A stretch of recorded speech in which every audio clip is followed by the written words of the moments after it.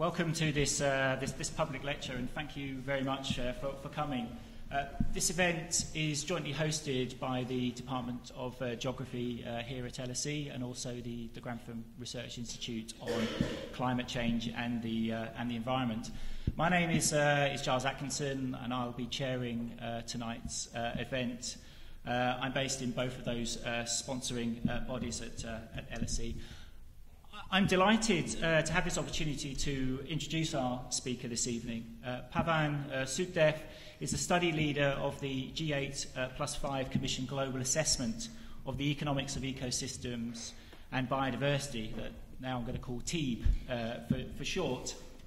Prior to taking up that role, he was head of Deutsche Bank's global markets business in India, but his environmental concerns were evident with his being then a founder of the Green Indian States Trust, or GIST as it's otherwise known. And it was with GIST that Pavan was responsible for a number of significant contributions that sought to measure what was the value of India's natural capital. And in fact, within that work, you can see the genesis of Pavan's vision for TEEB. Now, TEEB itself has been hugely influential. It was launched to great acclaim at Nagoya in October 2010. And I think the fact that the TEEB acronym has so quickly established itself in global discussions about ecosystems, economics, and their value is just one indication of the influence that it's had. Now, TEEB has benefited from the support of a number of institutions such as DFID, DEFRA, the European Commission, and UNEP, and also a superb team of writers and researchers. But absolutely central to all of that has been Pavan himself as study leader. And in fact, it's difficult to see how TEEB's importance in terms of shaping the debate about the value of ecosystems on three different but related fronts, not just in academia, but also in policy at the global, national and local levels, but also business as well. So it's difficult to see how all of that could have been achieved without Pavan's guidance and his vision and leadership. I'd like now then to hand over to our speaker. Pavan will talk for, I think, about 45 minutes, and then we'll have an opportunity for questions. The presentation slides will be available sometime after the talk, either via the public events website for LSE or the Department of Geography and Environment. So that just leaves it for me, please, if you join me in welcoming our speaker, Pavan Sukhdev.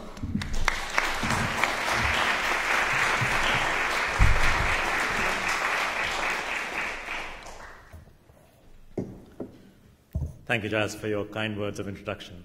Ladies and gentlemen, I'm delighted to be here with you this evening to share what is, as Giles has mentioned, clearly a passion with me, which is the conflict and the potential confluence between economics and nature.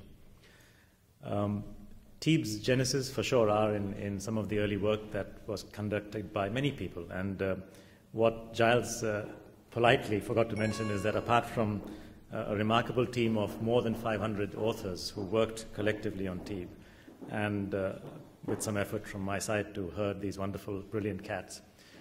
We also benefited from an amazing advisory board, and two people from the London School of Economics family are on that. That's Lord Nicholas Stern and Giles Atkinson. So with their help and their support, and these advisors are truly the sort of who's who of the environment world and of the business world as well. It was great to have them, and they were my source of inspiration and support. So thank you, Giles. Today's topic is about TEEB, but specifically about the theme which I believe to be central to TEEB, which is ending the economic invisibility of nature.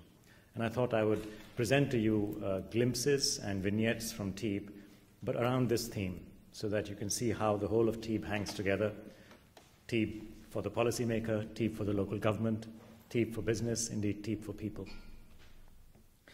It's a difficult area, and it's certainly not an area that can be reduced into anything as simple as producing a big number.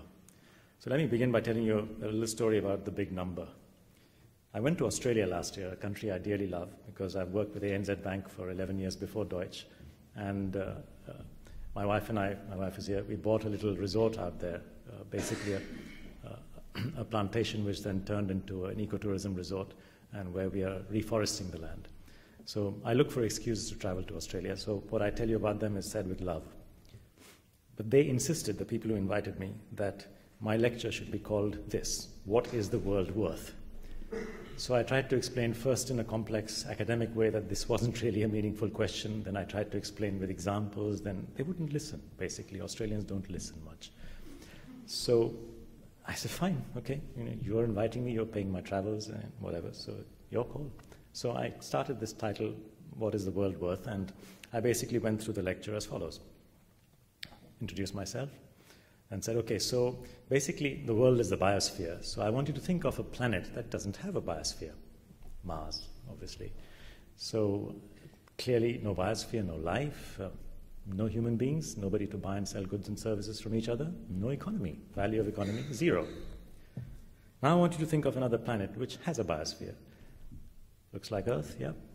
Life, species, human beings, economy, one economy basically. Okay, so you've gone from zero economy to one economy. So the incremental value of the biosphere is 1 minus 0 divided by 0, and that's infinity. Thank you very much. The lecture is over. And I walked off the stage.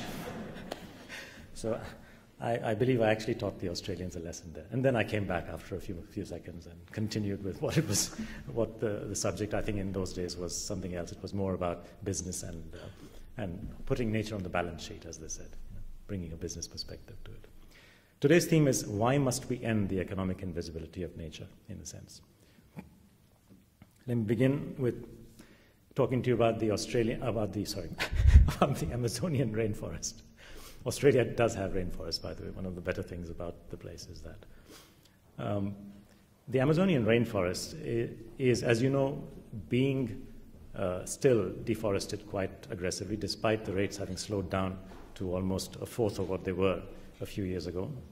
And of course, a lot of that deforestation is driven by all of the obvious factors, such as the extent of cattle raising and the use of land for other purposes. Largely, cattle ranching is the main driver of deforestation. But I think also part of the problem here is that the Amazon rainforest, or indeed most tropical forests, are not seen for what they are. Firstly, they are mitigation engines. They are basically helping us to mitigate the effects of climate change. They are trying to absorb carbon. They already store a massive 1/4 of the total carbon, and they are capturing, and this I'm talking about what we call climax forests, are capturing something like 4.8 gigatons of carbon dioxide. And given that total human emissions of carbon dioxide, or human activity-related emissions, are of the order of 30 gigatons, we're talking about almost a 15% mitigation of global carbon dioxide emissions, which are attributable to rainforests, to tropical forests. Work has been done. The Elias review specifically explored this point on what is the economic benefit if you take carbon pricing and if you work out the economic benefit of halving deforestation. The answer at some fairly aggressive discount rates came to quite a staggering sum of almost $4 trillion. So there's economic logic behind this. But it doesn't happen because no one actually pays for this. No one rewards, as yet, in any substantial way, the rainforest nations for the job of mitigation that is going on. And you can understand that. It's a north-south issue. It's about public goods and so on. But let's ask something more local and less to do with the outside world, more to do with Latin America. This same Amazonian rainforest is also a water pump. Basically, the northeastern trade winds, as they go past the Amazonas, collect water vapor, so the scientists tell us, and that same stream then creates clouds which precipitates, and essentially that is part of the water cycle of Latin America. The rain there falls in Uruguay, Paraguay, the plains of the basin of the La Plata Basin, Argentina, Mato Grosso, which is part of Brazil. All of those areas basically are the granary of Latin America. These agricultural economies collectively are something like $1 trillion per annum. And of course, providing fresh water to those agricultural economies is a significant ecosystem function, and it's very valuable. But of course, no one ever pays the state of Amazonas anything for that function. And that is part of, it could be called a market failure, but it is basically part of the problem of not recognizing public goods and services for what they are worth. Another ecosystem. This is a coral reef, actually, from Australia. This is shot on the Great Barrier Reef. You can see a tiny helicopter in the background there. If I lower the lights a bit, you probably will. And corals are an amazing ecosystem, not least because of the beauty and species diversity that they represent, but because of what they provide to humanity and who in humanity, and how little people generally know about this. Because if you see the extent of what we call warm water coral reefs, it's all across here from Micronesia across to Australia, into the Southeast Asian countries, across to the Andaman and Nicobar Islands, all the way across to Madagascar, and finally in the Caribbean. And all of these are parts of the world where there are a large number of poor fisherfolk who survive on the fish that are from the nurseries, which actually are coral reefs. An estimated 500 million people rely on coral reefs for their food and their survival and their livelihoods. And as we know, there is a problem with coral reefs because of temperature increases and because of a combination of absorption of carbon dioxide in the ocean, which reduces the alkalinity of the water, which then reduces the ability of the carbonate substrate that is the base of corals. There is a double whammy. It's not possible for corals that have been bleached as a result of warming to actually grow back. And that is a significant problem because these areas are poor. It is not possible for a poor fishing family to move off the coast of Indonesia or the Philippines, move inland and do something, quote unquote, something else, because there are people inland who are doing something else there. It's their land. You can't simply relocate people. And Philippines already has a program. It estimates that there are 25 million people at risk in the Philippines due to coral losses. And this is a huge problem, not just because it's an economic issue, but because it relates to that particular segment of the human population. We are talking here about 1/8 of humanity, so this is not a small issue. In fact, if you go on almost any ecosystem and you look at almost any aspect of either the species side of biodiversity or the genetic side of biodiversity, you will find similar stories. You will find that biodiversity, which is basically the living fabric of this planet, and that's a technical definition, but it's basically life on Earth. You will find that biodiversity at all levels, at the ecosystem levels, or at the species level, or at the genetic level, does provide valuable services to humanity, and that most of those services do not tend to be priced by any markets and are in fact not private goods or services at all. They are public goods and services. They are provided largely free. They are provided largely in a way that doesn't prevent other people from using them. Clean air, fresh water, nutrients that flow from the forest to the field of the poor farmers. These are all things that come free from nature. Whether we are looking to go into ecosystems for recreation or whether we're looking to them, as in the case of the Amazonas rainforest, to provide fresh water for agriculture, or whether we are thinking of them as carbon stores, with species, whether we are thinking of them as providers of food, fiber, and fuel, or whether it's design inspiration for an advertising agency, or whether we are looking at them as pollinators, as providers. And an estimate was made that insect-based pollination was worth almost $200 billion per annum in terms of the economic value provided. But of course, no bee ever sent you an invoice. So therefore, it doesn't count. It's an externality. Genetic level as well. Medicinal discovery. Most of the medicinal solutions we have actually, the genesis is some natural source. It could be in a rainforest, a reef, or anywhere else. And also providing adaptive capacity and alternative crop species. So these are some of the many values that come to us from nature and do provide resource inputs as well as service inputs and regulation of the supplies into the global economy. But most of them are just not priced. And that tendency of not valuing what you don't price is a deep human tendency.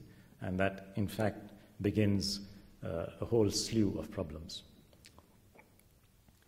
it is this space of problems and their solutions that TEEB is all about. And that is again expressed in the way that TEEB has been organized, which is that we decided quite early on that we needed to write these reports, but they needed to be written not just for the good purpose of study, but to make change happen on the ground. So we wrote a separate report with the academic community in mind, which is the technical report on the economics and ecosystems backbone, if you like, the theory. Then we wrote another one which is focused on national policymakers. Then we wrote another one which is focused on local governments, because what works at the national level in policy terms may or may not translate on the ground. Realities are different. And then we wrote yet another one, which is basically TEEB for business. And finally, we also have, and those of you who came in early saw some film spots which were done to communicate these messages to people. And last but not the least, at the Nagoya meeting in Japan, and that logo out there is basically the COP10, as it's called, meeting in Nagoya last year. We also did a synthesis which strung together a lot of this learning into a simple narrative. The problem, of course, goes back to the problem of public goods. And here's an example which I want you to focus on to think through the economics of public goods and how much difference it makes when you do not use as your economic lens only private profits. We are talking here about mangroves and shrimp farms. And this example is from South Thailand. Professor Barbier, who is also a member of our advisory board, had actually written one of the original papers on this. The conversion of mangrove forests to shrimp farm is something quite commonplace in Southeast Asia, and it happens for purely economic reasons, and is supported and has been supported for some decades by governments. And the logic has been sort of apparently self-evident, because the value of shrimp output after costs is typically, in this example, something like $9,600, valued over a life of about 8 to 9 years. Whereas if you just look at the public goods that are provided by the mangrove, which means fuel wood, essentially, for the local communities, then the value of that is scarcely $600. So the logic is convert, because it's better for the community to get that much more value. But that's not the full story, because you're forgetting that actually of those $9,600, the majority is in fact subsidies. So if you take out subsidies, then that comparison between keep the mangrove there for what it provides versus convert to shrimp farm is not that striking. But it's still a positive argument. It is better to convert if the economic lens of private profits is the only lens. But finally, when you start looking at the ecosystem services that are delivered by the mangrove, the answers become quite different. Because then you have to start adding in the value of storm protection that is provided by the mangroves, and that's been estimated based on damage caused to life and to property and livelihoods in areas which are not protected by mangroves versus those that are. And that's valued at something like $11,000 per hectare over that time, nine-year life. And conversely, you have to recognize that when you convert a mangrove to a shrimp farm, effectively, salination and chemical deposition result in that land becoming unusable, even for shrimp farming, in 4 to 6 years. So the net result is that you're creating a cost which someone has to pay for. It is usually the government that has to either restore that land or take it as being a write-off. And the cost of that write-off or the cost of restoration is another $10,000. So where are we comparing positive 9,000 versus 600 on the one hand, and where are we comparing a negative 11,000 versus a positive 12,000. And the difference between those two comparisons is that, of course, in one case, we are accounting for the public wealth that is generated by the mangroves and which is written off if you destroy them. And in the other case, you're simply ignoring the public goods aspect of the mangroves. And that is, indeed, the net public bads aspect of the shrimp farm. Now, the thing is, this is not just a Thailand story. This is actually a global story. It's the same problem in magnified form if we look all over the world. Recently, a study was done of the same issue by a company called Trucost for the UN Principles for Responsible Investment. And their conclusion was that if we looked at the top 3,000 corporations around the world, the top 3,000 listed companies, the total impact of these corporations, business as usual, they're not doing anything illegal, just normal business, is of the order of $2.2 trillion. And a lot of that is climate-related, emissions-related. Some of that is other pollutants, and some of it is use of fresh water. Some of it is various other sort of environmental costs. But these are a collection of costs that are imposed on society by corporations doing business as usual. And by the way, these are just the top 3,000 corporations. If you add on all of the other corporations, then that's another 2 trillion. And if you also add on the public sector, which means government, then that's another 2 trillion. By the time you're finished adding these sums up, you end up with something like upwards of $6 trillion per annum of costs, social costs imposed by business as usual. And that's like 1/10 of the global economy. So these are not small numbers anymore. And in a sense, that's my first answer to the question as to why we must end the economic invisibility of nature. Because the costs and the risks to society of doing business as usual are just too large to be ignored. But there's another dimension to this. It's not just about the overall cost to society being too big and the benefits too small of ignoring it, but there's another aspect which is to do with the poor. This is one of the key findings to me of the TEEB study, which is that if we look at ecosystem services, which means the production, for example, of nutrients, cycling of nutrients and fresh water by the forests through the aquifers to the fields, or the provision of pollination services, or the ability of the poor to go harvest fuel wood for their homes, etc., add all that up. These are largely, again, public. So the GDP of countries don't account for these things. They don't account for quality of fresh water or the flow of fresh water and nutrients. But the numbers are not huge. So you can say that the GDP accounts, if you like, the national accounts of countries like Indonesia, India, and Brazil are misstated to the extent of 10, 16, 21%, which means that they are underreporting production. In other words, they are reporting only man-made production, but not natural production. So, yeah, sure, that's a problem. Okay. So, but the point is, it's only wrong by 10 to 20%. So, given that this is about nature, well, is that a problem? You might ignore it if you just look at it as a fraction of GDP. So, we asked the question, okay, there are benefits, they are flowing to people. To whom do they flow? If the nutrients and fresh water stop flowing from the forests to the fields, who suffers? Oh, well, the answer is the poor farmer. Okay. If the trees and the forests are not there for collection of fuel wood, who suffers? Oh, well, the poor farmer's wife has to cook. Naturally, she would suffer. If you do not get leaf litter from the forest, then who suffers? Oh, well, cows and goats can't go into the forest, so the poor farmer suffers. We kept asking different questions about the services that are provided by the forest, and the answer kept coming back, it's the poor farmer. So clearly, we were using the wrong denominator and the wrong numerator. So the real comparison is not take ecosystem services and just divide by GDP, because that includes banking and advertising and all kinds of other things which are not relevant, and people like me who are actually not relevant because we don't collect fuel wood and we don't have cows collecting leaf litter. But you have to look at the GDP of the poor farmer.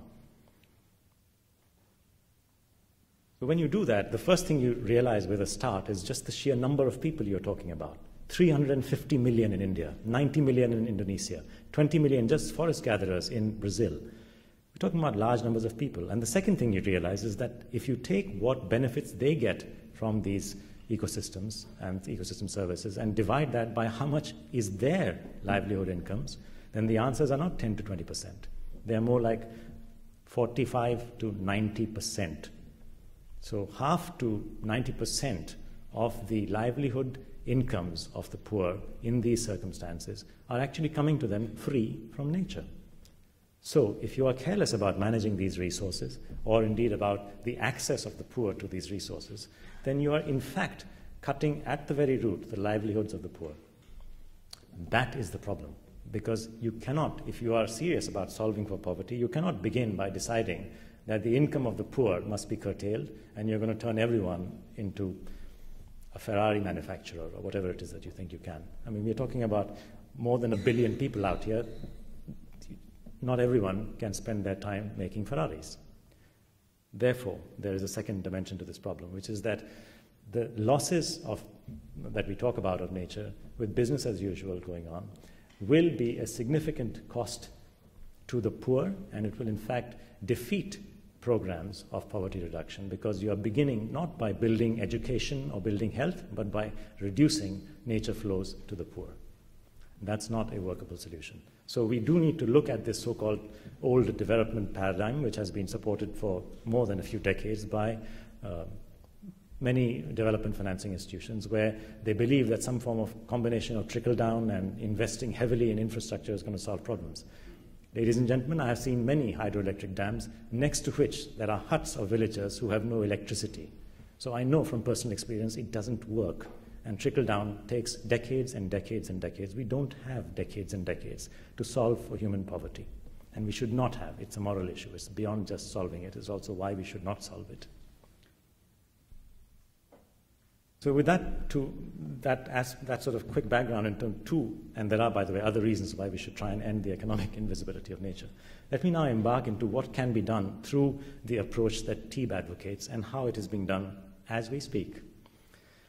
The first point that I have to make is that the Teeb approach, which does, of course, target to bring nature and its values into the economic calculus, is not a simplistic approach. This is not about simply monetizing the whole of nature or presenting some kind of a cost-benefit-based solution for stewardship of the entire planet. It's nothing like that. It's nothing as simplistic or silly as that could possibly be. What we believe is in a three-tier approach towards the value of nature. You can recognize value. If you are, for instance, a tribal community, you may have a forest which you consider sacred. Now, you don't need any calculus, don't even need to know what comes from the forest to recognize that that community values that forest at a huge price, in fact, to the cost of their lives, and that they will defend it sometimes to their last. So it is a value that has been ascribed to that forest, which is a societal value. It is a deep emotional and religious feeling that they have for that forest, which is valuable. Coming away from that, you can also find that there are actions taken, for instance, heritage. For human heritage's sake or for the sake of conserving what is precious to us for future generations, we will declare certain areas as protected areas. Whether it's the Lake District or the Peak District or the parks in the US, that's been the thinking towards conserving that heritage. Now, there's also another way of looking at it, which is that in some cases, the conservation itself created a cost for societies, and that's sad, and that should not happen. But there is a via media, and that's where you need to start looking at some of the other aspects, for instance, demonstrating value. The question is, once again, as I was describing, the GDP of the poor, who benefits from this?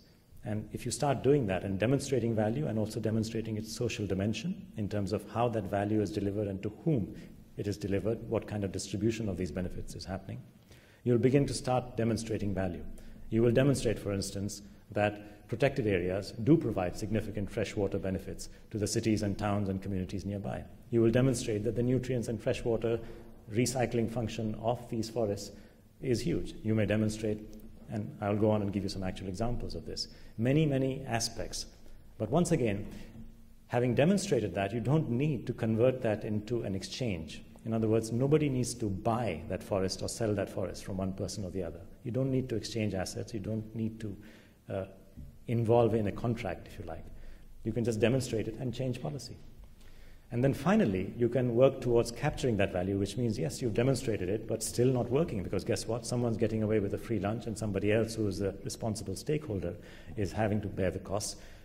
It's my wildlife to go visit, flying in a jet, but it's that poor fellow who's potentially suffering because I'm not paying him for it, who lives next door to the wildlife and has his goats and cows eaten up by them once in a while.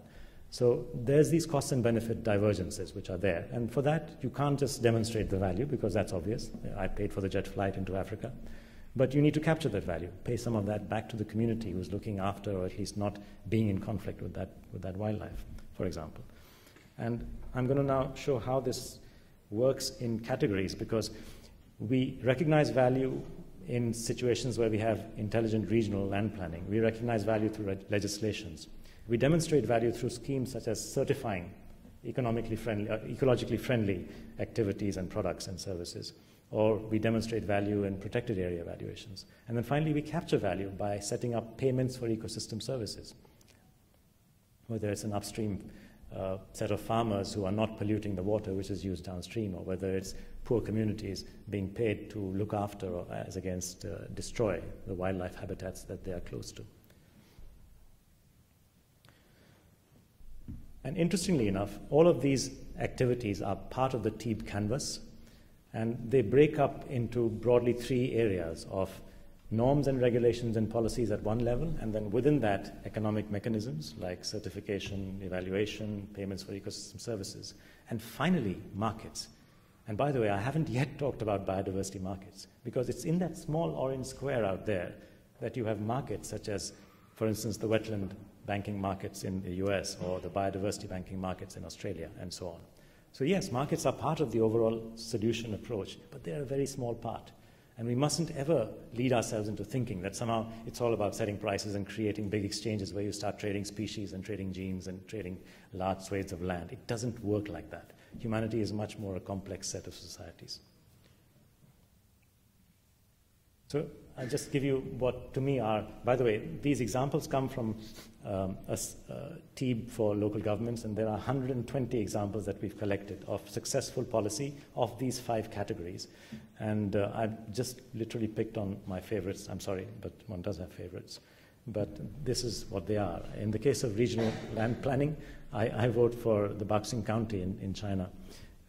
And they in fact redid a zoning plan, a development plan in that county by using a software which was provided to them called Invest, and applying that logic and finding which areas of the county were providing ecosystem services, and then changing their land management plans to conserve the flow of ecosystem services to their areas, to that county, and then to have development in areas which were less significant as providers of ecosystem services.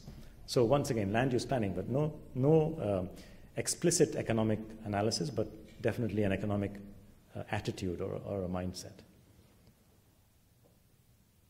The Tubata Marine Park in the Philippines is great because this is about coral reefs, but it's about people responding to the bleaching event that took place in 1998, coming together, local communities, local NGOs, local fisher folks, the local governments, and the national government of the Philippines, coming together in a kind of stakeholders meeting and deciding on their own that, yes, it made sense now that the place was bleached.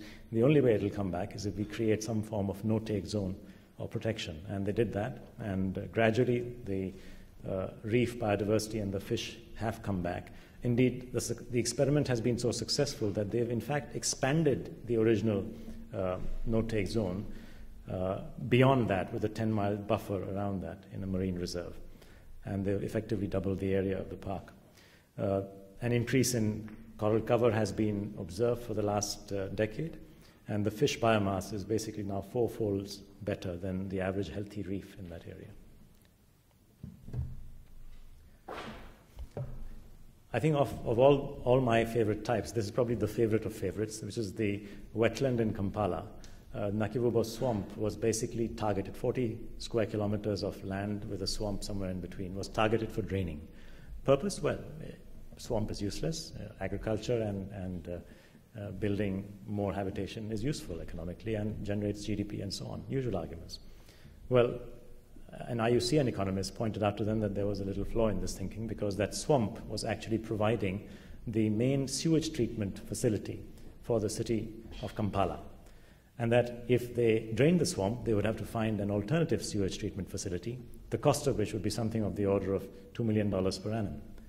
And when they worked out the present value, the annual present value of the flows of agricultural income after costs, then they found that those were almost an 1/8 or a 1/10 of the value of this alternative sewage treatment facility. So they actually decided not to drain the swamp. And in fact, now the swamp is part of the green belt that's been designated around the city of Kampala. And I think that's serious economics being brought in just in time, literally just in time, to change a policy decision which would otherwise have drained the swamp, converted it, and cost a huge economic cost to the city of Kampala and potentially disease and suffering to the people around, not just those who would suffer from unhealthy conditions, but also the local fisherfolk who depended upon this swamp for their fish livelihoods. And a couple of examples from Japan, where I was recently for the launch of the TEEB at COP10. Satoyama is a Japanese concept. It's sort of living in harmony with nature. And there are 2 examples here, but I picked the one for the Oriental white stork, which is from the city of Toyooka. The Oriental white stock had gone extinct in 1971, and it was slowly brought back, but basically by reintroducing organic agriculture, because that ensured that the paddy is flooded even in winter, which enables the food that the stork eats to remain throughout the year and enables the stork to survive. And as a result of that, they've also managed to make use of the brand of the white stork to sell the organic rice at 25 to 50% premiums. So it's still very much hobby farming, because these are not large areas. 200 hectares is not huge in a Japanese context. But the white stork habitat has been effectively brought back, which is the paddy. They have introduced a visitor center, which has added to the income of that precinct. And they collect something like $10 million per annum of income, of tourism income from that white stork activity. And their budgetary proceeds have increased by 1.4%, which may not impress many people here, but if you've been in Japan or familiar with Japan, then anything above 0.01% can be pretty impressive in economic terms and growth terms. So this is a fairly impressive number. The stocks are there. I have to vouch for it. My wife and I think we saw at least 2 breeding pairs in the wild. So clearly there is evidence this works. So what we have is effectively from the side of policy, clearly there are many effective solutions available. And frankly, I think that's another reason why we must end the economic invisibility of nature, because not only are we aware of its costs and its risks and its impacts on exacerbating poverty, but also we have in our hands the solutions as well. So the excuses for inaction are relatively few. But what about the business side? Government doesn't determine everything sometimes, or anything, sorry, Freudian slip. But the private sector does. The private sector is 70% of the economy, or 75% of employment, and pays and bridges most of the fiscal deficits of most countries. So what about us lot? Well, I think there is a change in awareness happening, certainly. I'm not necessarily saying a lot of action yet, but certainly a change in awareness and pockets of interesting action. Businesses are becoming aware of their risks. I'm not just talking about BP and its oil spill, but generally businesses are becoming aware of their risks of treating ecosystems lightly. And they're also recognizing ecosystems as resource inputs into their businesses, not just agricultural businesses and mining businesses, but generally across the swathe of activity. And they're therefore seeing the risks as well as the opportunities in the decline in ecosystem services due to the degradation of ecosystems. I just made a list out here of what we call BES, biodiversity and ecosystem service type businesses, all the way from cosmetics to fisheries to forestry. List is huge, huge, huge, huge. And there are also some new businesses like biocarbon, RED+, biodiversity banking, and so on. You know things are serious when Google starts investing in technology to be able to measure the forest densities and forest cover, because you know that basically they would not do it unless they thought there was economic value out there. And you know that when you have a company like Natura in Brazil, which is making a turnover of $2.4 billion, profits of $400 million, basically sourcing cosmetics and personal products from nature sources and selling them through a network of more than 1 million housewives across Latin America. You know, they're onto something there. And the only reason, and I've met them in Brazil and talked to them, the only reason they won't sell anything here is because, well, you know, housewives in Europe, they work, so how will they do this? They don't seem to believe in the Western model of retail stores and shops and chains and stuff. They want to sell through housewives and networks, and that's their business. That's how they do things, sorry. So I'll have to go back again and try once more. There is clearly growing demand as well for eco-certified products and services. You've heard all stories about how organic food and drink is improving in offtake. Certainly certified products are increasing. Number of things that are being certified as eco-friendly or forest-friendly and so on is increasing. So there's clearly a consumer awareness in this space. And the fish market has been overtaken by a huge amount of awareness of the issues of sustainable fisheries, and there is a lot of certification thinking going on there as well. Many companies have come out with ecologically friendly, rainforest friendly, fishing friendly, sustainable fisheries, etc. products. And even from the investor side, this is something I came across in Japan last year, that Sumitomo Bank, Sumi Trust and Banking Company had basically started a biodiversity fund to invest in businesses which were biopositive. That's a non-trivial event because they are serious group of investment aggregators. And if they're there, then that means others will follow. And today, apart from the risks and the opportunities, the ability to understand your impacts on nature, to assess them basically, there's almost too much ability. People complain that they're confused as to what should they use, and I have a lot of sympathy. I mean, if you just Google in working out business impacts on nature, you will find so many different technologies and websites and support mechanisms that it's almost too confusing. But the fact is, they are there, and they're there to be used. And what can business do today? Quite a few things, actually. I think it can literally engage in developing an awareness around its use of nature, recognizing that what's a public good and service today may not be tomorrow, recognizing that what is a cost externality today may get internalized tomorrow. In other words, the risk may happen. And finally, aiming to what we are calling in TEEB a kind of net positive impact approach. Now, I'm not suggesting for a minute that just evangelizing this issue is going to succeed. I actually believe it will not.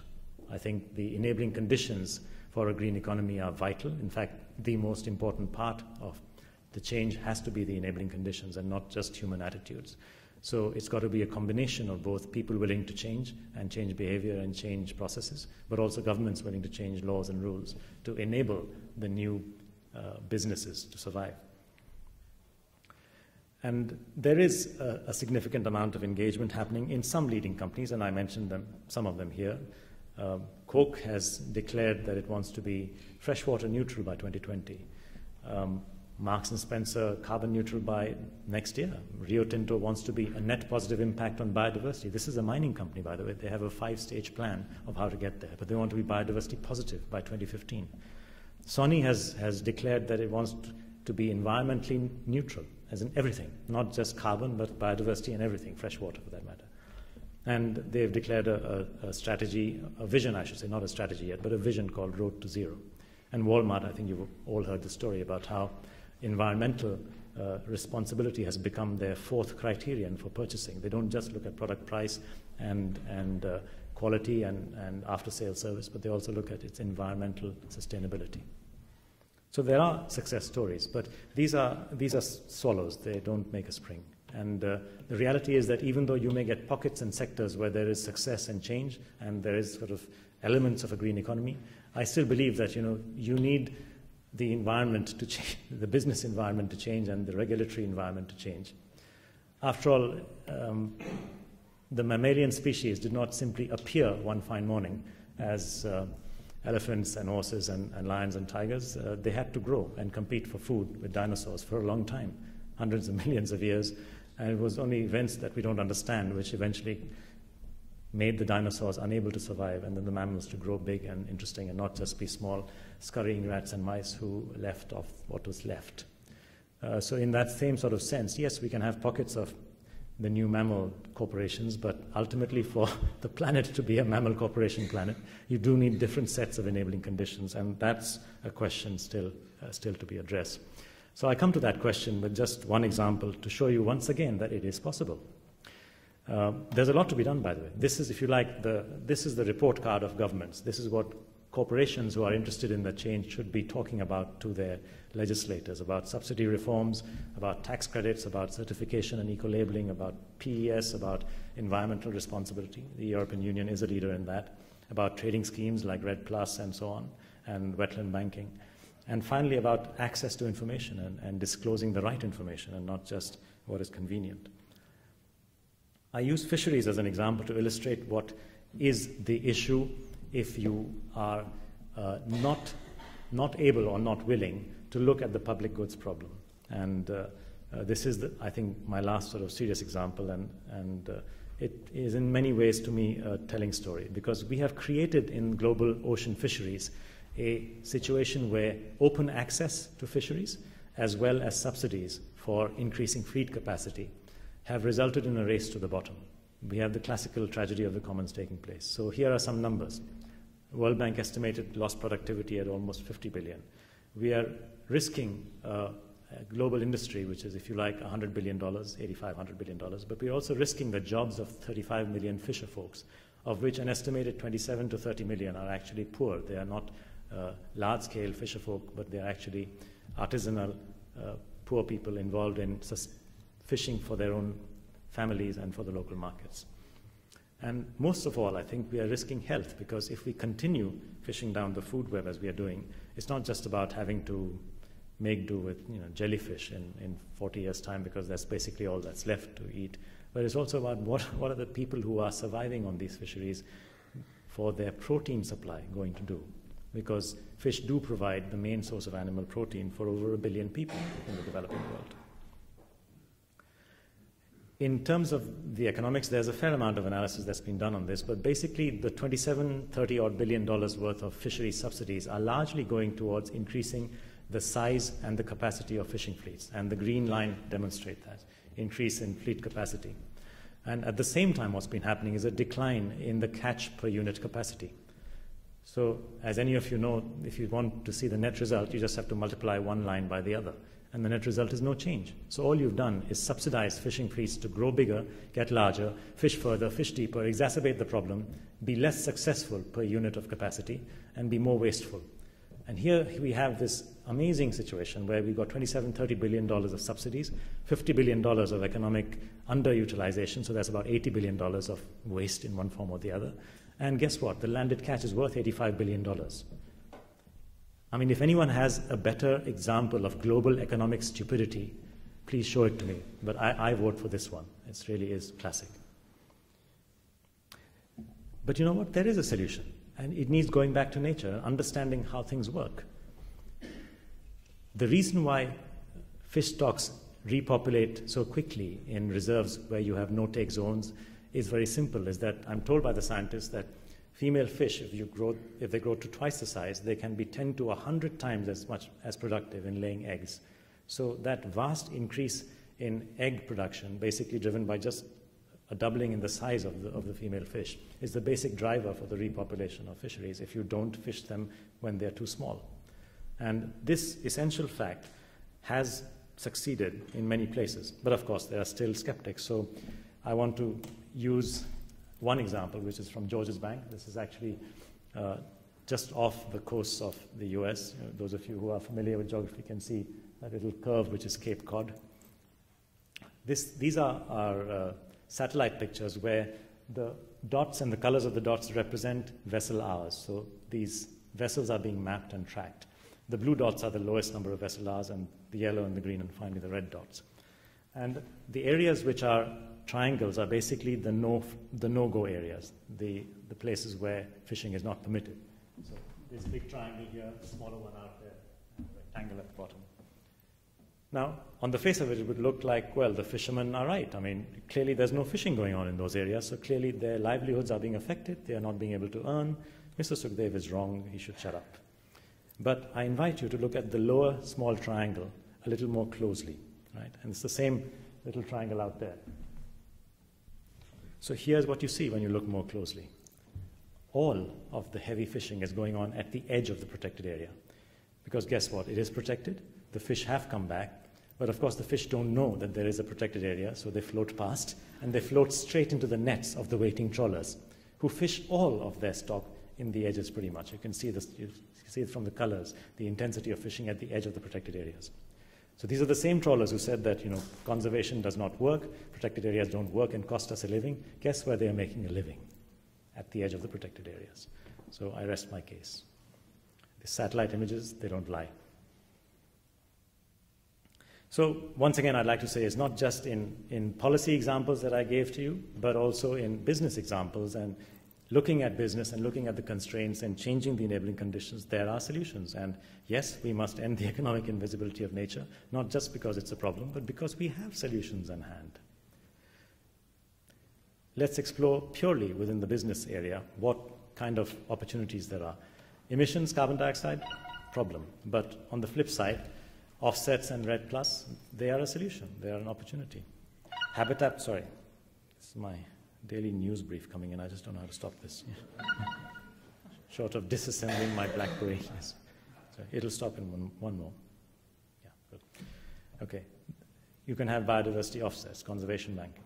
Freshwater overuse and shortage is a problem, but equally there are opportunities in payments for watershed protection. We saw the marine footprint issue, but then there is sustainable fishing. pollution and waste is a problem, but equally there's an opportunity in recycling, tradable points, so on. So there are opportunities against each of these problem spaces.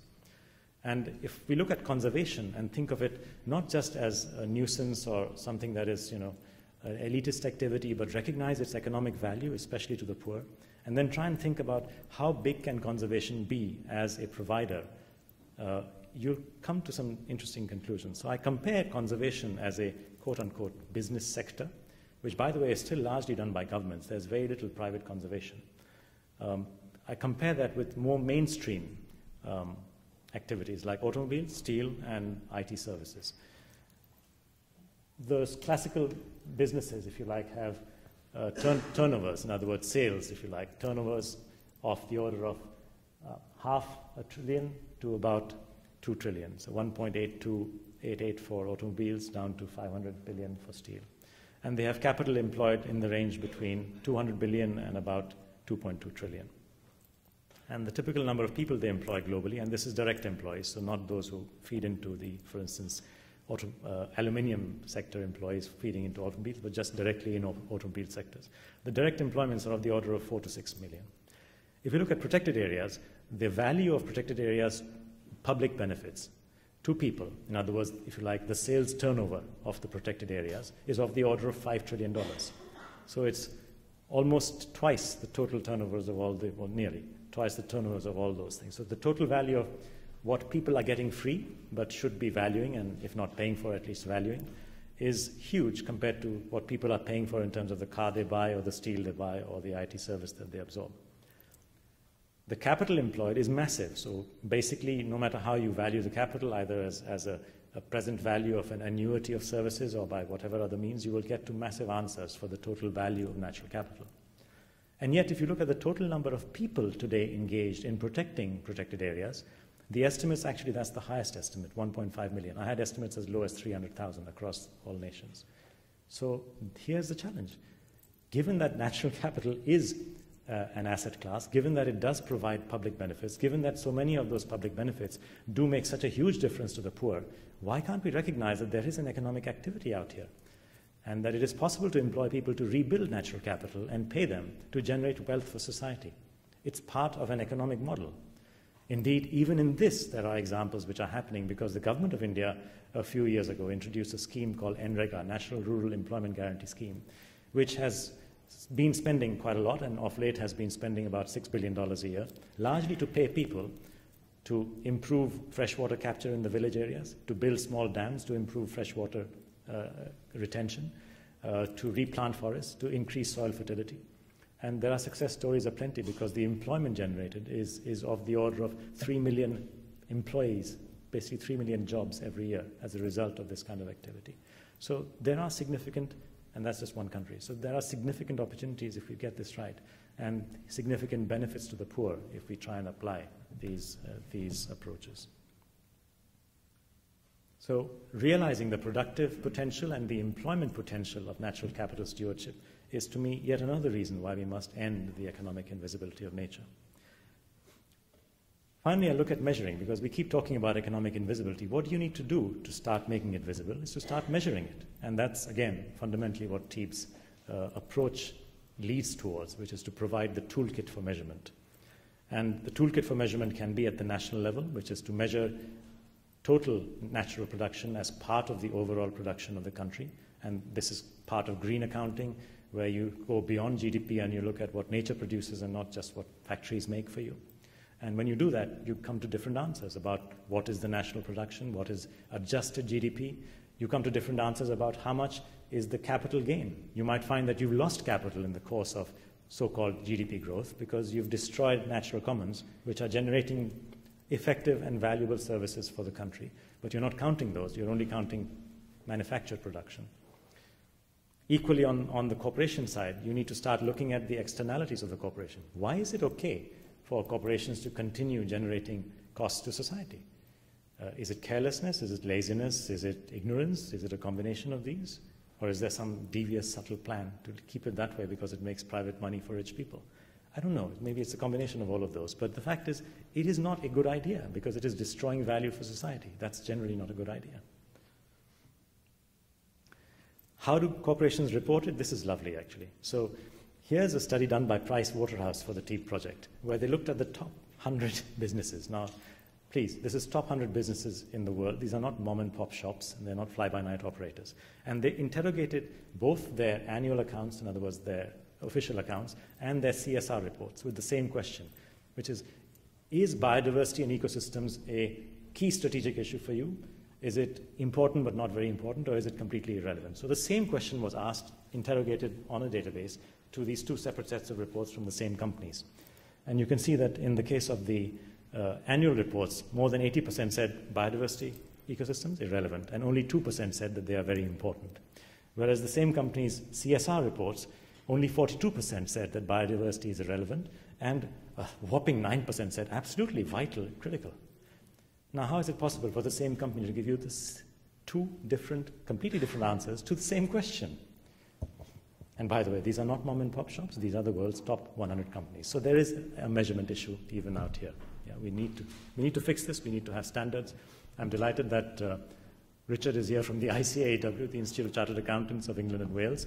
The ICAEW and their partners are working towards trying to disclose these externalities and trying to create consistent metrics so that people can measure them and start disclosing them so that you and I can pick up a balance sheet and read it and find these numbers and not have to wait till Christmas Eve to get the CSR report, and when it gets lost in Christmas presents and we don't read it because we are too drunk for it and so on. So hopefully it will change. And thank you for taking that lead in this direction. And I think as that change happens, then we will begin to recognize a new reality, which is that natural capital matters. It really is very important. Ladies and gentlemen, think of capital, wealth, as having three dimensions. Three dimensions being physical and financial capital, which is bank accounts, buildings, bridges, roads, etc. Human capital, which is your intelligence, which generates incomes for you, your health, which enables you to do so, and your relationships within society, your community, and your family, the societal capital that surrounds you. And then think of natural capital, what provides you nature's goods and services, clean air, fresh waters, and the works. If you think of capital in three dimensions, and you now think, what is it that you're using to navigate this three-dimensional space? And you're looking at the one end at something called GDP growth, and you're looking at the other end called, corporate P&L. Basically, these are very simplistic tools. You are in a three-dimensional space with complexity around you, navigating uncharted waters. You should be having something like a spaceship bank of instruments, not just an old mariner's compass, which is what you have today in the form of GDP growth. We need change, because with this kind of compass, we cannot really ensure that we avoid a crash. Thank you very much indeed.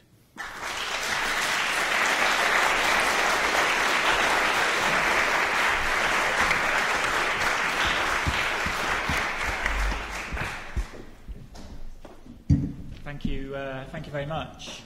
We have some time for questions. I think what I'll do is take two or three questions in a row and then allow Pavan the opportunity to respond. So I see a hand over here, and there was one over here. So, lady at the back. If you'd like to say, there was one next to as well. But anyway, if you'd like to tell me a question, if you'd like to say who you are and perhaps where you're from. My name is Daniela Jaramillo. I'm studying in LSE Environment and Development. Thank you very much for your talk. You're mentioning how the Amazon jungle provides a wide range of ecosystem services, but there are also parts of the jungle that have oil underneath. To what extent can we expect developing countries in South America, which depend on oil, to pursue policies that actually protect ecosystem services, given their short time frame and that their economy depends on them? Thank you. And there was a question here as well. Who protects the ecosystem of ethnic minorities oppressed by the ethnic majorities, who plunder the occupation army, plunders the environment of the ethnic minorities? For example, in Sri Lanka, the occupation army for the last 40 years has been cutting down trees, and the last 5 years, the Sri Lankan Navy has been helping the Sinhalese fishermen use the internationally banned nets. And the Sri Lankan army helps the Sinhalese fishermen use nationally banned undersea water dynamites. Even the UN applies its different mechanisms in different ways. It's very partial to different countries. There is Security Council or the Human Rights Council. Even the Secretary General very partial towards different countries. So where can the oppressed minorities turn to? Thank you, please. Okay, and there was, sorry, for the moment, there was one more question. The gentleman at the back. The hands that I saw come up first, but there will be an opportunity for everyone else as well. Hi, my name is Bhargav. I study climate change just across the road at King's College. First of all, thank you very much for the enlightening lecture. My question is in two parts. The first part is, what role do you think government regulation or a more globally, legally binding agreement would play in your sort of scenario? Because with globalization rampant, I mean, if you employ legally legislation in just one single country, people just move across the world and go elsewhere and exploit resources. The second question is, what role do you see carbon offsetting and the emissions trading schemes popping up across the world, and the clean development mechanism of the UN playing in your scenario? Sure. You address the questions in turn. They're interestingly all in kind of different areas. Oil in the Amazonas, and indeed oil in the basin of the Amazonas. I think the key issue here is risk assessment. When BP went in, or other oil companies went into the Gulf of Mexico, what they never calculated, because no one insisted on that calculation, was what I call ecological VAR, ecological value at risk. If someone had done that cost calculation of the total value at risk of disturbing a particular ecology in terms of its cost, in the case of the Gulf of Mexico, to local fisheries, to local livelihoods along the coastline, ecotourism, to indeed the private yachts that are moored along the many marinas in that area, and the cost of the loss of that utility to the rich people who own them. I'm not only talking about poor people. If we had done all that calculation and worked out perhaps the ecological value at risk of an oil spill in that area, you may have come to an answer of anything between 10 and 50 billion. There is a study by Costanza which actually estimated it at $50 billion. Had that calculation been done, then spending $500,000 on that little cap to prevent the oil from spilling would not have appeared to be such a silly economic choice. Right? So you need to start getting that thinking in place in terms of working out risks, because risks is what can happen to your P&L. Right? A risk today is a cost tomorrow. If you think you can get away with just externalities, the answer is no. At some point, they come home to roost. So that's the first point that I would make. And the second point I'll make is that drilling is not per se a bad thing. The question is what you're drilling for. Because if, once again, the risks and the costs of oil is what we're talking about, Brazil itself has solutions to that. Brazil is one country where the use of ethanol, and it's largely ethanol grown based on sugarcane grown in turn on areas which were earlier defunct coffee farms. Largely that is where it's grown. It's not as if it's a rainforest cost. It's not the ethanol that is causing the problem there in Brazil. So if you have alternative fuels, then the question is, what is the purpose of that? Is it just to exploit the oil for current profit? Or is it better to leave that oil underground for a time when oil prices are, according to the International Energy Agency, more like $200? And that's a choice. That's a societal choice. You can exploit the oil in 1980 and earn $14 per barrel, or you can exploit it in 2008 and earn $140 a barrel, or you can maybe leave it for a bit longer and earn $200 a barrel. That's a choice that the people of Brazil and indeed other countries in the Amazon region have to make. When should they exploit? What's the opportunity cost of exploiting too early? Right? People don't think about these things, and I'd encourage people to start thinking about them, because oil is not an infinite resource. It's not like sunlight. Sunlight is pretty much, at least within our time frames, kind of infinite. Yeah. Coming to the ethnic minorities issues, ma'am, it is a vexed question, and certainly it is the case that the poor tend to be the worst sufferers from the loss of ecosystems and biodiversity. Dynamite fishing and other forms of damaging fishing, whether it is dynamite fishing or whether it is cyanide poisoning or whether it is bottom trawling, these are all forms of fishing which the UN and other bodies who are involved in fishing have significant effort, put in significant effort to stop. And if that is still continuing for political reasons or whatever reasons, then that's dreadful, because it will have an impact on the ability of the poor to sustain their living from fisheries. So I recognize the problem. Unfortunately, the solution can only be in better governance and a better understanding of the cost to the poor of the loss of ecosystems.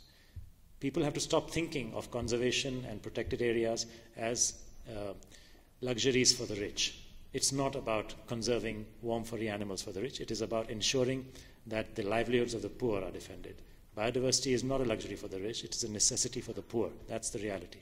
And the government doesn't let in UN special rapporteur to visit the country.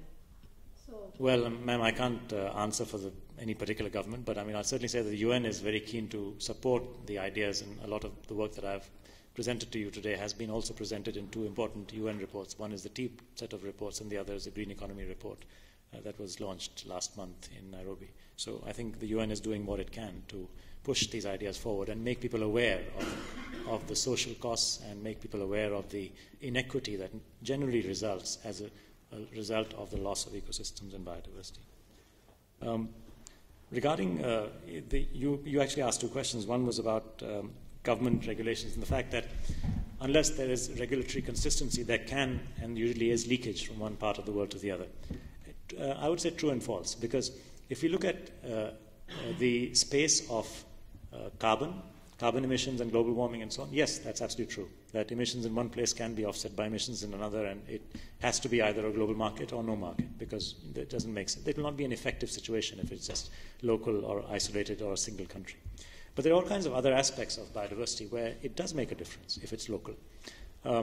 You will get a huge benefit in terms of soil fertility, freshwater capture, freshwater usage, availability of nutrients, availability of even fuel wood for poor communities, access for local ecotourism, and so on and so forth, which are all local benefits that come to the economy, either priced or unpriced, as the case may be, from local biodiversity and from local ecosystems. So it's not a clear-cut case that unilateral action by a country will always result in some compensating negative action resulting from somewhere else. That's not necessarily the case. You can have unilateral action within a country, indeed within a community, resulting in good for that community. Of course, that good may also result in positive externalities like better capture of carbon for the whole world and better capture of nutrients and fresh water for neighboring states. And then the question is, well, then should you be asking the neighbor to pay you? And in my opinion, yes, you should at least ask. You might still say no. Your second question was regarding... I think I've answered your second question, which is, it has to be, for CO2, definitely. It's a global public bad, so you have to have a global marketplace. You can work towards it. It will not happen automatically. The reality is that it's easier to create a marketplace based on buyers and sellers. So take the RED+, which is basically the market which you must have explored, which is on forest carbon. Forest carbon already is on the verge of becoming a small club of buyers and sellers. We've got Norway and others supporting forest conservation in order to protect, in order to reduce deforestation and reduce emissions from there. And you have several countries, more than 15 countries from rainforest nations, who are at various stages of engagement with this process. So you may have a small marketplace, which is not 192 countries, but may well be 5 or 10 from the buy side and maybe 20 or 30 on the sell side, who are all working towards exchanging a valuable service called carbon storage for valuable financial flows in the opposite direction. Both are providing a service. One is reducing the potential cost to their global economies and to their developed economies of having future costs, if you like, the way that Lord Stern had calculated them, future costs to their economies. So those are being reduced, so there's a benefit there. And they're passing some of that benefit in the form of a price for carbon storage. So you can have these marketplaces which are not quite global in the total sense of 192 countries, but they're pretty open. So there are people coming to that marketplace with a commonality of interest, some buyers and some sellers. That, I believe, is possible. You don't need a fully global marketplace, but you do need a large number in a particular space. Let's take another couple of questions, please. I see many hands. There's two over here and a couple here. So would you like to, the gentleman had his hand up before. So you mentioned the market and the fact that you thought the market was only a small part of the potential solution. Do you feel constrained to advocate the market on the basis, say, of what has actually happened, say, in the EU trading system with CO2 and the fact there has been a lot of criticism of the EU ETS and that perhaps it hasn't achieved what people wanted it to achieve? Not really. But let me comment on that EU example actually, because I would argue that with the EU example, it's not the construct of the system that's the issue. It's, I think, the leniency in terms of providing too much credit. Basically, what's happened is if you look at it in financial terms, it's like a central bank flooding with issuance of currency. And obviously then net result is inflation. So the value of the money, if you like, dies. And that's what's happened. We've basically got a low value because too much has been provided. Now, had the issuance been purely on the basis of auctions, for example, I'm not saying it's the only way, but if it had been a pure auction system, I think the answers would have been quite different. So I actually think the EU ETS is a good marketplace, but with the wrong input in terms of those emissions rights that were provided in the first instance. But having said that, I wouldn't argue that my own skepticism about the totality of any solution and the ability of markets to provide that has to do with the EU ETS, even if it had been a bad system. Because I fundamentally believe, having spent 25 years in markets, that markets don't solve all problems. Indeed, someone recently wrote that markets are not, unfettered markets are not here to solve social problems. Well, that's in some ways an obvious statement, but in some ways a very deep statement, because that is really true. Markets solve all kinds of issues in terms of depth, liquidity, pricing, transparency, allocation of capital, all kinds of good things markets do. But markets don't actually solve social problems. They don't solve distribution, for a start, and lots of other things which we are talking about today. Okay, there was a question here, and then I see lots of other hands. We'll get round to everyone, I hope. Good evening. My name's Paul Foley. I'm a consultant. Do you think that conservation organisations have historically focused on species conservation to the exclusion of habitat conservation? This being a particular problem in marine ecosystems where the nature of distribution is very different and the focus hasn't been enough on extirpation, as it were. Yeah.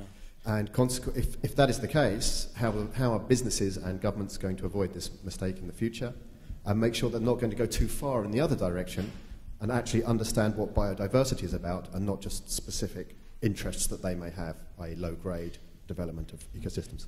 Should we take another questions? Frontier. Here and then there's one in front. Hello, Owen Daly from GHK Consulting. I'd just be interested to hear what the next stages are for TEEB. It's kind of provided a good basis and synopsis of the science, but is it to get that message out there, or what are the next stages, really? Next steps, yeah.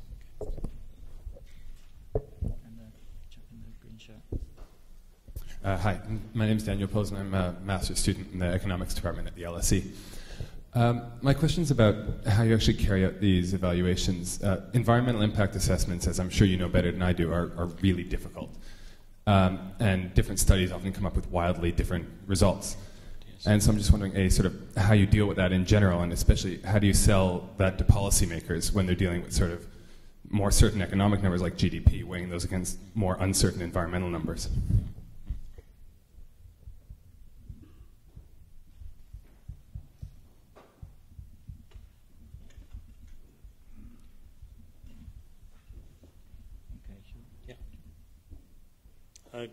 Thank you for all these very interesting questions. On the species issue, I agree with you. But, it's easy to be wise with hindsight. Yes, people should have thought of the habitat conservation issue. They should have thought of economic valuation issues earlier. Well, that's life. They didn't. But having said that, it should not be that we go the opposite end. And I think taking an economic approach, or the Teeb approach as we call it, all this actually is not the Teeb approach. It is an approach that Teeb community has liked. Teeb is a community. It's basically lots of people in this room. It's people who are researchers, scholars, politicians, bureaucrats, businesses, and so on. And the research scholars have agreed that, there is a kind of conservative approach which everyone more or less agrees with. And that's the Teeb approach. So following that approach, I think, will make a difference, because it will mean that you don't go too much on either side, as in totally ignore species. Because guess what? There is value for species. There is willingness to pay. So that brings me to the question that was asked here. Contingent valuations, so willingness to pay estimates, are among the means that are used for estimating the value of species aspects of biodiversity. If you want to work out the value of, for instance, bioprospecting, you literally have to look at the spending of pharmaceutical companies, as our project did, Giles, you may remember, in India, looked at all the companies which use natural cures and how much money they had spent either researching the cures or purchasing materials from the source for those cures. So you look at the costs, if you like, that are involved here. And you also look at, for instance, for tourism, travel costs. I mean, if I've traveled from the UK to Africa with my family and spent X amount of money, then the benefit that I got from that travel must have exceeded the cost, otherwise I wouldn't have done it. And therefore you look at travel costs as an approach. Then you look at values of properties with and without proximity to biodiversity. The same building complex with a national park next to it or close to it will be worth more, or with clean atmosphere around it will be worth more than a polluted atmosphere in distance from a natural area. So there'll be, take Central Park in New York. If I buy something on 58th Street, which overlooks the park, it may be an apartment which is 1,000 square foot, but it'll be worth $2.5 million. If I buy something on the other side, on 57th Street, it'll be worth $1.5 million, just because that had a view of the park and this doesn't. Nothing else has changed. I mean, it doesn't matter where you get off, and the lift is pretty much the same. So clearly people value these, and you can put in estimates for these values. And you're right that they're not as quote-unquote certain as GDP, but I'll tell you my own story on this, where someone raised this issue way back when we launched the first monograph in GIST in India. And the head of the Central Statistical Office was there in the panel, and he basically said, I'm the head of the CSO, and by the way, I'm telling you that the GDP is an estimate, and it's just that you are not familiar with the estimates, with the assumptions that we take in these estimates for GDP in India, and that Mr. Sukhdev and his colleagues here are being honest and open. And he turned to us and said, please keep doing that.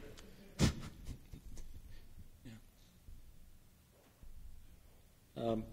Next steps, I think, do we have more time, Giles, or is this the last question? No, we have quite a few more minutes. Okay. There's actually quite a few more hands over if here. So you don't mind, I'm going to take that as the last so that it rounds things up. Do you want? Okay, I need to pay attention to this side of the room this time. So there's a couple of questions here, and then there was one at the... Emmanuel Uigo, LSE Ideas. I have a question about the situation in Somalia, because the pirates are claiming that previously they were fishermen, but because of widespread Western trawling in their area, it's been overfished and they have to turn to maritime piracy as an alternative source of living. Is this a real concern, or is it something they just manufactured? No, it is a real past concern. But the great news is that I believe because of the piracy, people have stopped fishing. So the fish stock will restock, and then they can go straight back to their old business, you know. There's a question over here. Good evening. My name is Miriam Smith. Coming from a biological perspective, got a question.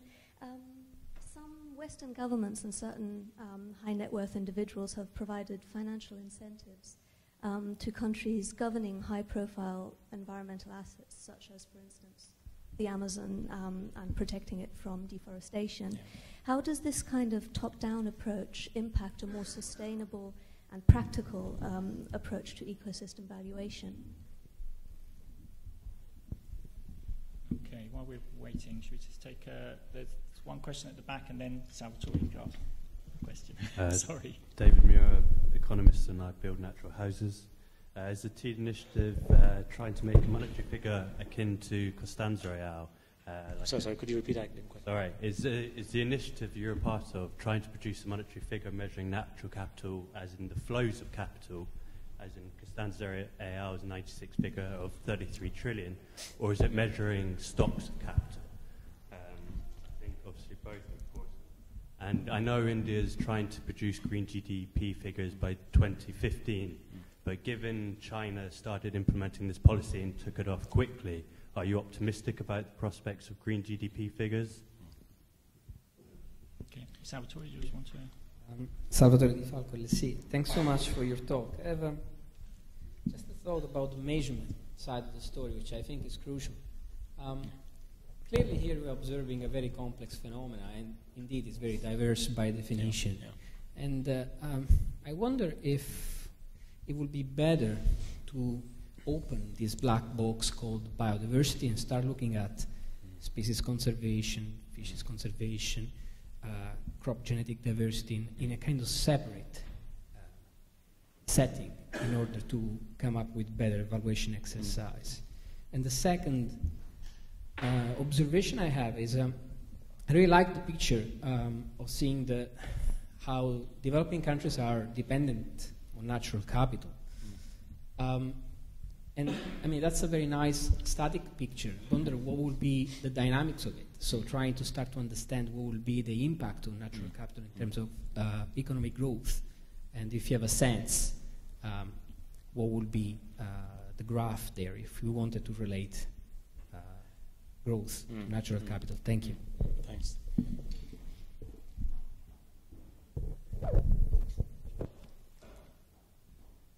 Shall I address those? Yeah. Yes. Firstly, let me try and take the two economics questions in terms of stocks and flows.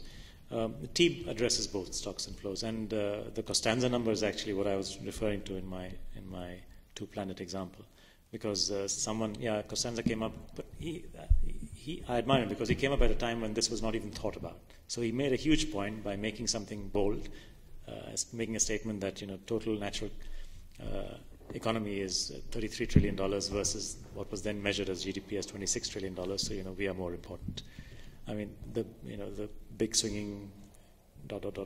example of investment banking clearly has a lot of sway because people woke up to it. So I have no real quarrel with Costanza in terms of the tactic that he employed, but I would argue, as someone did, that Costanza's estimate was a significant understatement of infinity.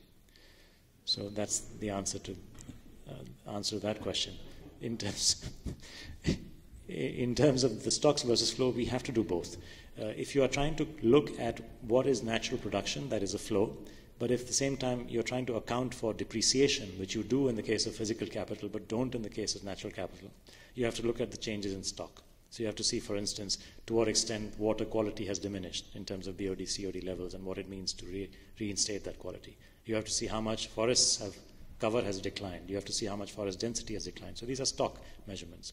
So you have to measure both the flows, which are missing, as well as the stocks which you are seeing and observing to decline. And by the way, it doesn't always have to be a decline. It can be positive. It can be an increase in stocks, and hopefully it will be.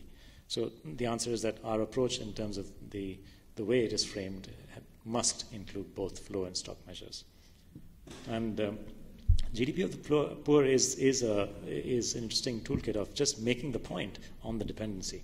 But the reality is, as you rightly point out, that in all countries, including the three, India, Brazil, Indonesia, even over the time that we are talking about, this will change. And I'm delighted that, if I can say that, LSE and I am also involved in trying to get this whole metric to be implemented, which means having the means of measuring literally from the national level, which we have done, as you can see, on the basis of models, down to the state level, down to the community level. That's when you begin to have a time series in this measure, which needs some work. That's when it becomes really interesting, because then you can ask questions like, did that percentage change for good or bad reasons? As in, did it change because, guess what, the value of incomes came in from other sides whilst it was maintained at the base, so like the increase in per capita went like this, whereas this was continuing? Or did it increase like this and this went down? So you kind of created destabilization. But today we don't have the data to ask those very relevant questions. So it's work to be done. But you're right to point out that we need that dynamic measure. In fact, government level planning, especially at the local government, would need that dynamic planning, because that's what they're trying to do. You have to try and maintain that base, which is basically the means of the poor to survive. So it is the sort of life assurance that ecosystems provide, which has to be kept, and then you have to build on that and start measuring it. Without measuring, you cannot manage. And the other question here was on, does top-down really work? I mean, when countries particularly provide large sums of money to be used in developing countries. The point I'll make simply is that the risks are well known. Poor governance is something that will cause problems in distribution. You will get money going into the hands of the elite within poor communities. You will get money going into the hands of states which are unable to implement the sort of schemes that we are talking about in terms of RED+. But at the same time, if you are careful in constructing these schemes, if you're holistic, if you're looking at ecosystem benefits across the board, I think you can succeed. And there are, unfortunately today, I would say there are probably more examples of failure than success. But that doesn't mean that there will not be more of success. We are in a new and an experimental period where we are trying out something new, which is a kind of payment for ecosystem service, which is complex, which works only if levels like the local community, the state, and the nation are involved, and works when you have to, unfortunately, consider not, in my opinion, not just one service, but all services. Otherwise, you end up having either empty forests because you're rewarding carbon, or the opposite if you're not. So there's an element of these issues which people in designing REDD+ schemes, for example, will talk about everything sometimes and rightly talk about community aspects and rights and so on, but they will forget that mechanism structuring matters.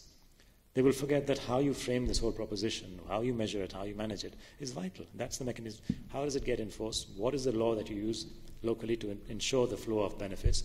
How do you measure performance? Is it going to be past, present, or future levels of emissions or deforestation that you're trying to capture, measure, etc., manage? People are not looking at that, and I think I'm just a bit puzzled that it doesn't get the focus that it deserves, and I hope that doesn't continue. My last response would be to your question, sir, on where next for TEEB, and I think with that and with some light entertainment, I'll close. TEEB is like a sort of set of initiatives which kind of landed into societal space, and it has splintered. It has splintered because it was meant to. It was meant to propagate. And therefore you will find at the country level, there are a few leading countries which have taken on, they like this idea, that hey, you can actually make use of economics and this framework called Teeb Approach or whatever it is. Let's use it to make some intelligent decision making. So Brazil and India have launched India has launched, Brazil is launching this week on 23rd, day after tomorrow, a country Teeb project. Germany likewise has announced that it will. European Union is going ahead with it. And Peru is very interested. I'll find out on Thursday whether they're launching or not. So there's clearly interest at a country level.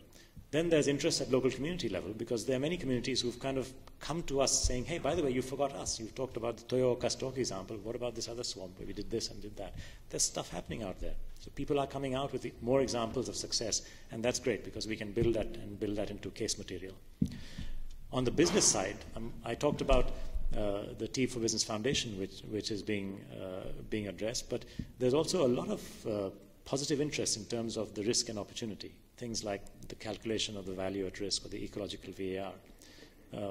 I've been in discussions with a few banks who, in fact, originated the VAR concept to try and get them interested in this concept as well. Bankers don't generally look at the ecological risk that their companies face. They look at market price risk, they look at market share risk, they look at obsolescence, they look at all kinds of risk factors, but they don't look at the ecological risk typically, but it can be done. And that's another space for TEEB to explore.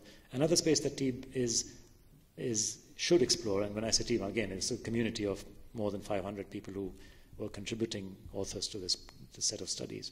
They should explore TEEB and agriculture, because there are flows from agriculture, costs to ecosystems, and vice versa, benefits from ecosystems to agriculture. These equations have to be looked at. There's a need to look at TEEB for specific biomes like wetlands, and there is a study which is going to be launched. So there are country studies, there are business sector studies which are being engaged on to work out corporate externalities. There are examples of successful implementation on the ground, and hopefully more to follow. And there are sectoral analyses between nature, if you like, ecosystems on the one hand, and other aspects of human activity on the other, such as agriculture. There's actually a lot going on. So it has kind of moved. It is beginning to move into people's space in many aspects of society, and that's good, because what we wanted when we began this TEEB project was mainstreaming. We wanted to mainstream the economics of nature. And if I had been less foolish in thinking of this complicated term called TEEB, then I would have called it 10. Very simple, the economics of nature, and everyone would know what it's about. It's too late for regrets now. It's too late now, I know, it's just far too late. So I think on that note of TEEB and the future, we should conclude. So yes. That just leaves it. So one last point is that the other thing that should happen is communication. And I'll leave a couple of films on, which those of you who are interested, for films which are 45 seconds. People need to understand what this is about. I'm sure you all do, but there's several billion people out there who don't. So there's one more thing, sorry, to finish my question, which needs to be done. It's just really for me to thank you all for coming on behalf of the Department of Geography and Environment and the Grantham Research Institute. And also to offer one last expression of our gratitude to our speaker, Pavan Sukhdev, for giving us such an informative and inspiring talk. Thank you very much.